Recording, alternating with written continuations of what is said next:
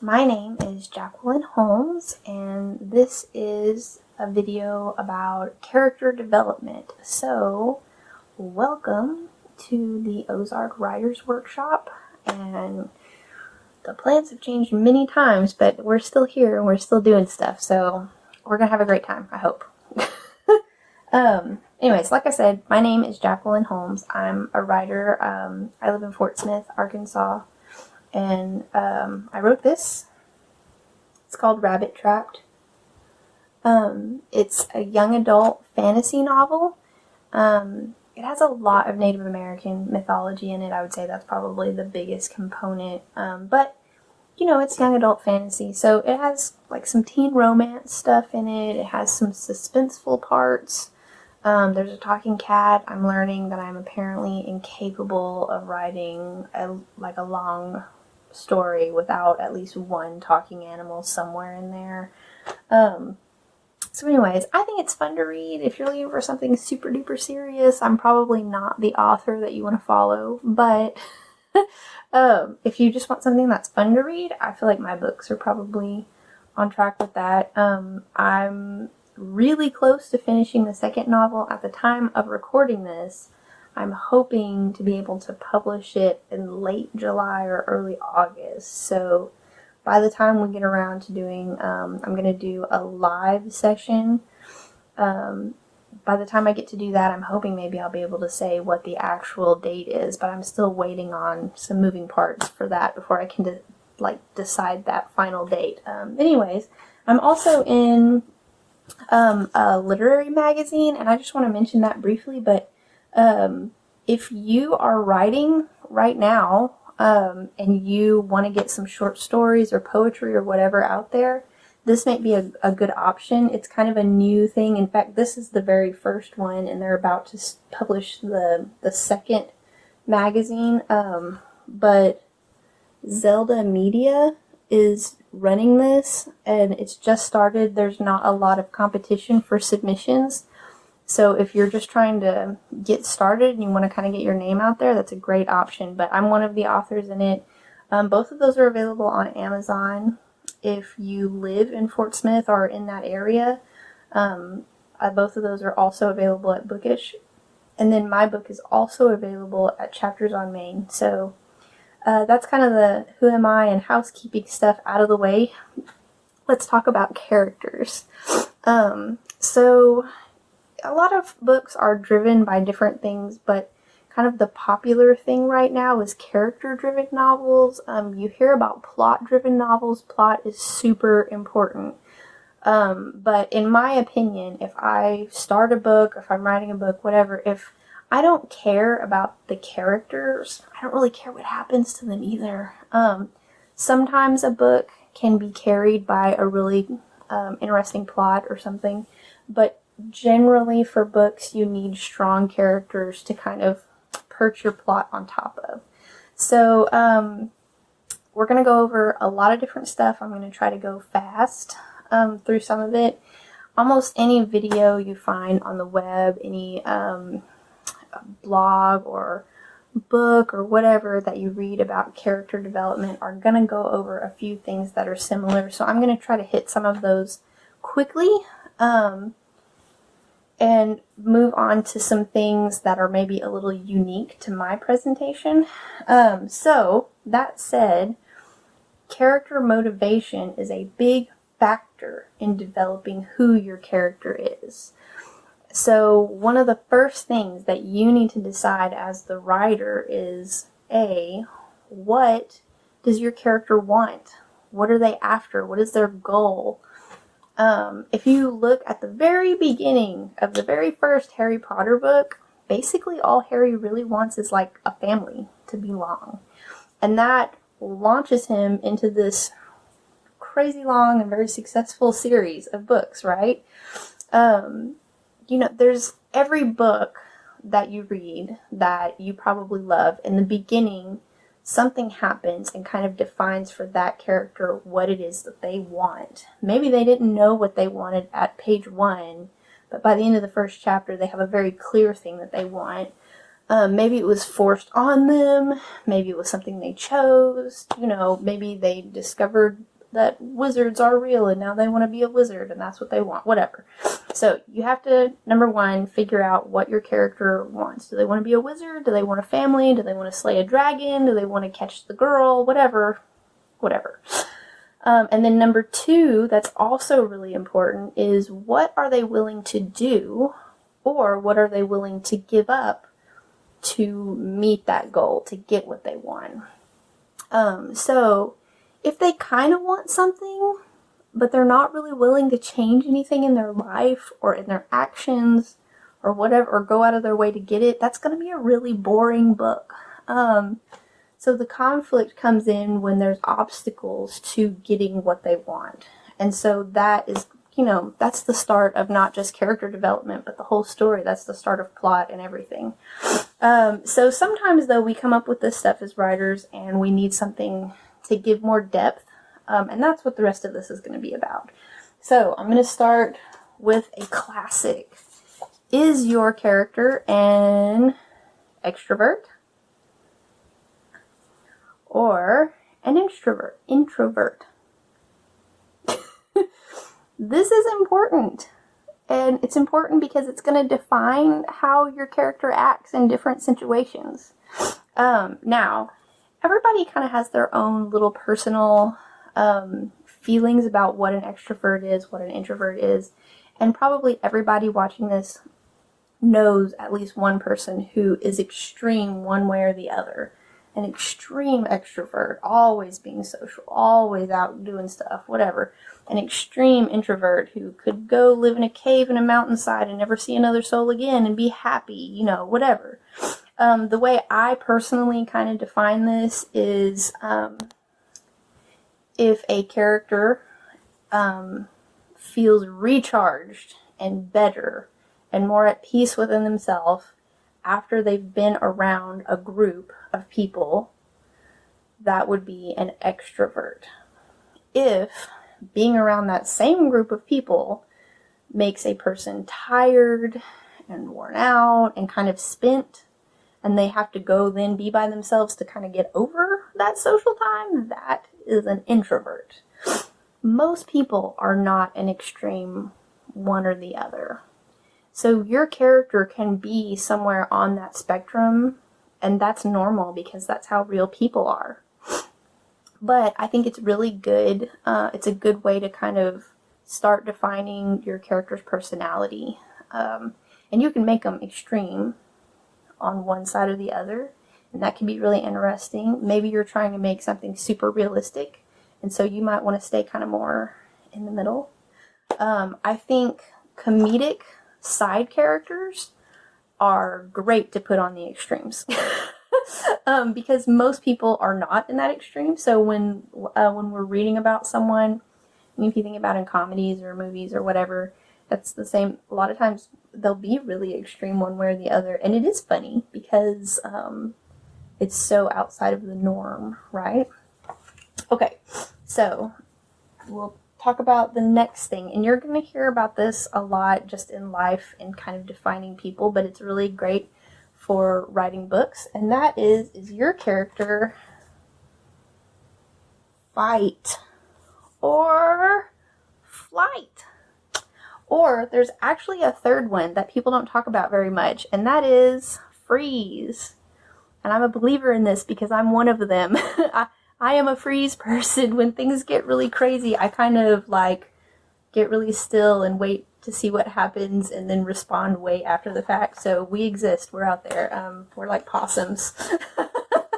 But this is really great because your character is going to face conflict, or should face some kind of conflict, obstacles, really intense moments. Now, you may be writing something that's more contemporary and they might not literally be fighting a dragon or whatever. They may not have to storm a castle, but they're going to have some kind of confrontation. They're going to have some kind of maybe a high-risk situation that they have to face.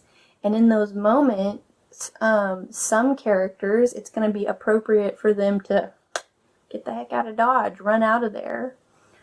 Or maybe they're the type of person that they have that flight instinct. They're going to jump right into the middle of it, and they're going to duke it out without even thinking about the risk to themselves. Or you might have a character who's a little bit like me and who kind of freezes in that moment. And I would say, especially for a flight or a freeze type character, it's probably going to be really important that at some point they have to overcome that instinct in the story to continue things on. Because if they're always just vacating the premises when there's conflict, it's going to be hard to move your story along. But it can be really compelling when you have a character who is kind of a coward, that their instinct is to run, get out of there, not do this, when they realize that what they want is more important and they're willing to stand up and fight anyway. So defining that as a part of your character's personality, I think is really helpful in developing who they are. Okay, so I'm going to move on from that, because that's another one that I feel like people talk about probably a lot. So if you are somebody who likes to do a lot of like plotting ahead of time and character development ahead of time, or if you're somebody who is like me, and I'm people call it being a pantser. I don't do a lot of plotting beforehand. I kind of write. I'm a discovery writer. There's lots of nice words for it. A gardener versus an architect. Okay, so if you are like me and you don't do a lot of planning and you get into your story and you kind of feel stuck, I would first advise you to think about what your character wants again and what they're willing to do to get that, because sometimes that's where you're stuck. But sometimes it may be because your character is not developed enough. They're a little flat. They don't have enough personality on their own. And a great way to kind of help bring that character into focus, or if you're a plotter and you do all of your character development and story points, all of that beforehand, you might want to do a character questionnaire. They are very useful in those two scenarios. If you're still kind of developing the character on the front end, or if you have started writing and you're feeling stuck with a character.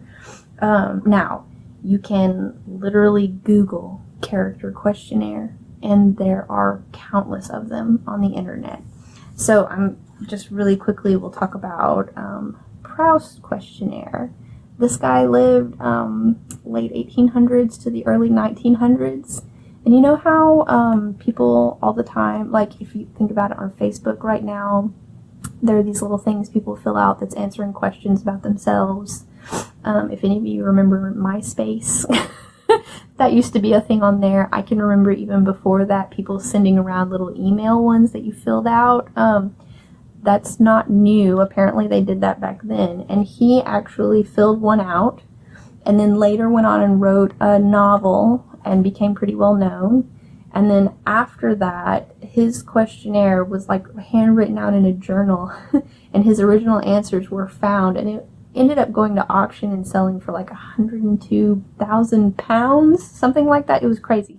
But anyways, his questionnaire, the questions for it, are featured in Vanity Fair. They're used in TV interviews sometimes. So it's kind of a fun one, and it's 35 questions, and I've seen a lot that are even longer than that. So for me personally, I like that one. That's my recommendation. But like I said, there's countless out there, so feel free to try them all if that's what you want to do, and find the one that works for you. You'll probably get a favorite if you do a couple of them. Okay, so this is the part that I really wanted to spend a little bit more time on. My personal background is in counseling. I was not a licensed therapist, but I was a mental health paraprofessional. That means I have a bachelor's degree in human services and all in the people helping field. And so I was trying to think about, what do I actually do when I think about characters and character development. And for me, I tend to kind of diagnose my characters a little bit. So in my first book, this book, Ash, the main character, he has a brain injury trauma that he deals with through the book. I don't make like a huge big deal about that during the story, but it's in there, and I think anybody who has like a traumatic brain injury would probably recognize that if they were reading that. That helped me kind of define his character. And I know someone personally who has experienced that, and I actually talked to her about what that's like, what is normal, what is a part of that experience, and tried to put that in his character, and that helped me make him more real. In the current book that I'm finishing up right now, my main character, Darren, has anxiety. And so at different times he starts to like feel tightness in his chest, trouble breathing. He even has like his vision narrows, like things that people experience during an anxiety attack. So that's my counseling thing that I do, is I give everybody kind of a thing that they have to work through. But here's a tool that I wanted to talk to you about that I feel like probably anybody could use, even if you don't want to give your character a quote-unquote diagnosis of some kind. And we're going to talk about this guy. His name is Abraham Maslow. And he came up with a hierarchy of needs, a little pyramid like this. And basically the idea is that until you meet these needs, you don't care so much about these. And when you meet these needs, then you start to care more about this level. So you see the idea. You're eventually moving up the pyramid. Now, the top of the pyramid is self-actualization. And not very many people get to this. This is a very boring character to write about too. This is like the wise mentor that gets killed off at the end of the second book or whatever. It is this guy. But for a main character, it's not fun. And the reason is because most people never reach self-actualization. It's not relatable. We don't relate to that struggle. The need to reach self-actualization is just, most people have other things they're worried about, and so it's not as interesting a character. And they're not having as much conflict either, because their whole pyramid's all full, taken care of. So let's start at the bottom of the pyramid, and I think you'll get an idea of what we're talking about here. So the bottom here is physiological needs. That is things like food, water, shelter, a really super basic, you need this to live stuff. Some people include sex in this, which you can live without sex. But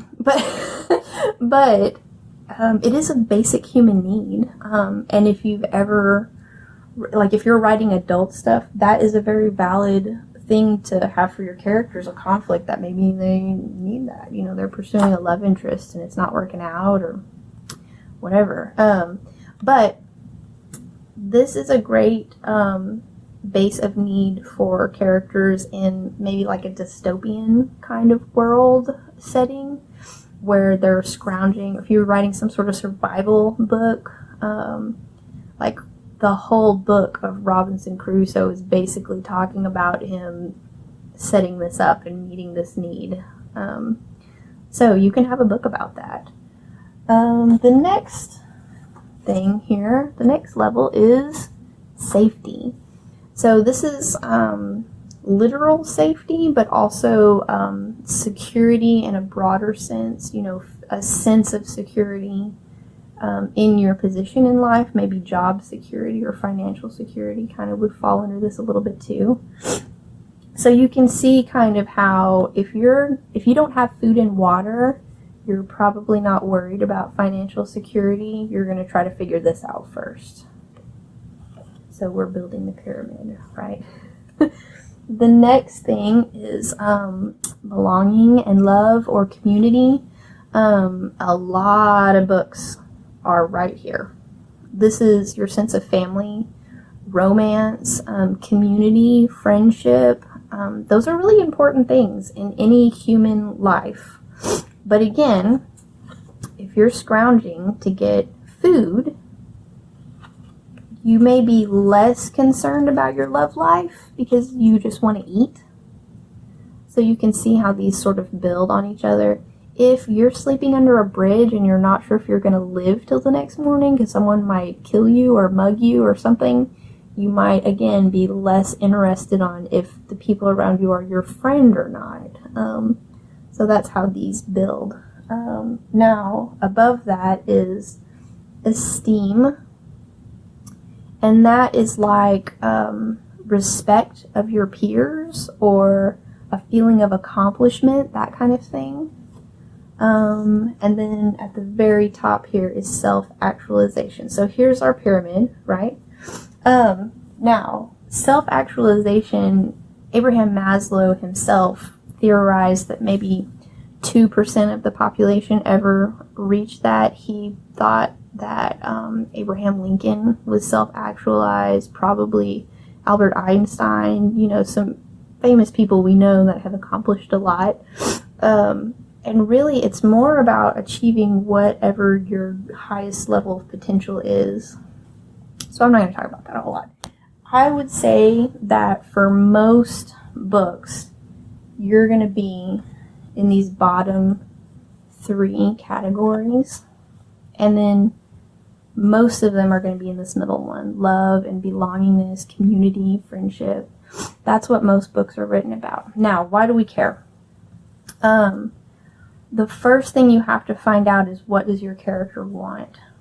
They are not going to want these top things if the bottom things are not met first, or their interest in that is limited. You have to meet these lower needs before you can really move on, right?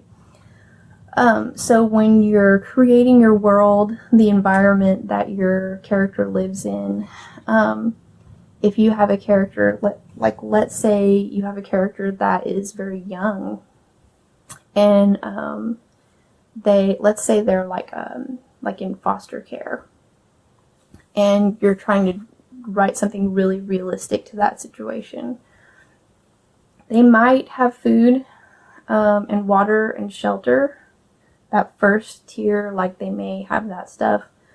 They might not feel safe in that environment. They probably have no sense of security. So if that character is going to school and you write in a whole thing about them getting a boyfriend or a girlfriend, unless the boyfriend or girlfriend or whatever is fulfilling that sense of security for them in some way, that relationship is going to be secondary to their need for security. If you're doing a dystopian fantasy world scenario and your character is struggling to feed themselves, and you want to create some sort of unique friendship relationship between them and another character, until they are able to keep themselves regularly fed and housed or whatever, and they feel a certain modicum of safety, that friendship is going to take a back seat unless that friendship is somehow supplying that need. So when you're figuring out what your character, who they are, a lot of people are really defined by these struggles. I worked a lot with teenagers, and we talked a lot about food security. If you have a person, and it lasts sometimes even into adulthood, if you have a person who has grown up in a situation where food is scarce, excuse me, and they don't know where their next meal is coming from, anytime there's food in front of them, they're going to feel compelled to eat it or to store it up in some way. Like, they're very aware of how much food is around them, even after they achieve real food security in their life. Like, maybe they're in a new situation where that's no longer an issue, or they're older and they have a job now or whatever. That's something they're going to be more conscious of than someone who's never experienced that. And that's true for almost any basic need that's been deprived of a person. They're going to be a lot more conscious of those things. That is going to be a characteristic for your person. So if your main character experienced like the food security we're talking about, maybe your character at a young age was in an unstable situation, whether it's a realistic or a fantastical situation, it doesn't matter. If they didn't have food all the time, going forward, they're going to be very concerned about food. So let's say you're in a fantasy world setting and your character grew up on the streets and didn't always have a meal. Going forward, you might talk about details like maybe that character always has some kind of food stored on their person just in case. Maybe that person made a big effort in learning how to hunt or to farm or something like that to create a sense of food security. So these are details you can put into your story that are going to make this person more realistic, because even if people are not aware of these lines of thinking, and maybe they've never heard of the hierarchy of needs, they've never studied any of this, it still will ring true when they're reading the story. So I think the little details really go a long way in developing a character. If every statement they make sounds like something out of a box, you can tell that. And that's why there's a lot of discussion about how to write in dialogue and make it sound natural sounding. That's a major thing in writing. If you have a character that's from an area where they have some sort of pronounced accent, I've heard a lot of people discuss, do you actually try to write that into the wording, or do you just say somewhere in there they have an accent and leave it at that? There's a lot of things like that that add to who that character is for us. And it's more than just their physical appearance. Because honestly, we're trying to get away from that. When you say that this character is this race, we're trying to get away from a point where we don't want people to automatically assume a lot of character details just because they're a certain race. So that means it's up to you to describe what kind of person they are, not by saying this person is a coward, but by showing that they're a coward, by showing them in a precarious situation in which they just run away. Or instead of just saying this person had a hard life and they still carried that into adulthood, you show them struggling with food insecurity, or maybe you show them doing kind of unusual things with their money or with their whatever resources they have, with their water or with their housing. You have to demonstrate that in their actions, and sometimes it's just like a little line here, a little line there. You don't have to just beat somebody over the head with those details, but that is what makes a character rich and full. So I hope that helps. I kind of went on a little bit there. I'm gonna send links to include down below somewhere around here. I'm not sure where you're going to be seeing the screen from. And that way, if you want to look more into Maslow's hierarchy of needs, you can. And don't get so caught up in the counseling part of it, because that's not what we're here for right now, unless you just want to. If you're interested in that, I think it's fascinating, but that's my background. Also, Proust's Questionnaire, that's a great tool. And then try to think about some of those basic things that we just talked about. First and foremost, what does your character want? And what are they willing to do to get that? Are they an extrovert or an introvert? Are they fight or flight or freeze?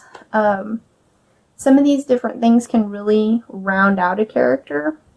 But trying to think through that and asking yourself, how can we demonstrate these characteristics, I think can make a great character. And hey, you'll be a great writer.